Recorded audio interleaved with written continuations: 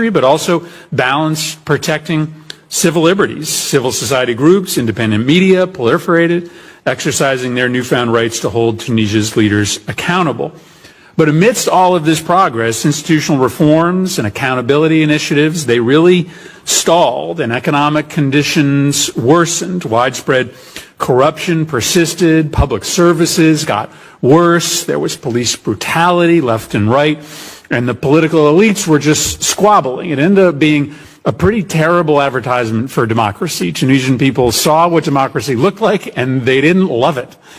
It was in this context that President Kais Saied promised Tunisians that he was going to fix this mess that many Tunisians had grown really tired of.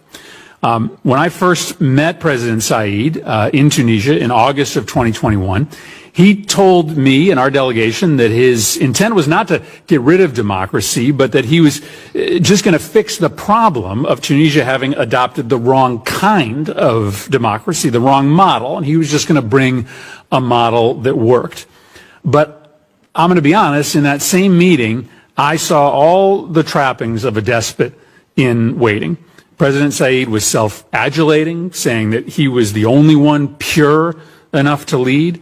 Everybody else was tainted and corrupt. He was conspiratorial about dark enemies he saw around every corner. He bristled at public criticism, telling me no less than 3 times that his seizure of power was not a coup.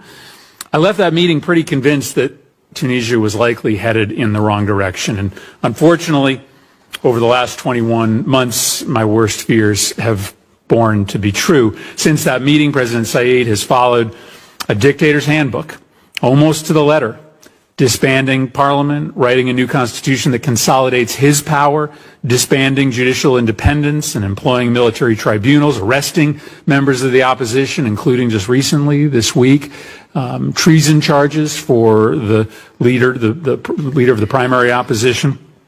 These are not the actions of a leader who intends to restore democracy just under a different model. Over the last 21 months that President Saied has been steadily dismantling Tunisian democracy, the U.S. policy, unfortunately, has been hesitant. I would argue that it's been half-hearted and often naive.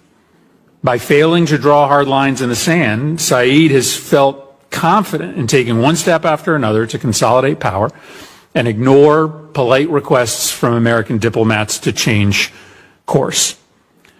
We're talking about Tunisia and only Tunisia today because I would argue that this is a place for the United States to correct course when it comes to our tendency to talk a tough game on human rights and democracy, but then not really lead by example. We cut deals with dictators. We sell billions of dollars of weapons to dangerous autocrats. We send regular signals that there are few consequences for your political and economic relationship with the United States if you move from democracy to repression. And so I argue that this is a hearing in which, through the prism of Tunisia policy, we can also talk about how we can't afford this duality, talk tough but act often too weakly on human rights and democracy.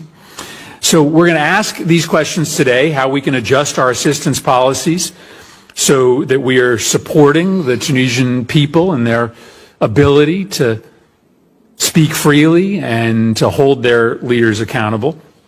We're going to ask how we can empower our diplomats to do that work inside Tunisia.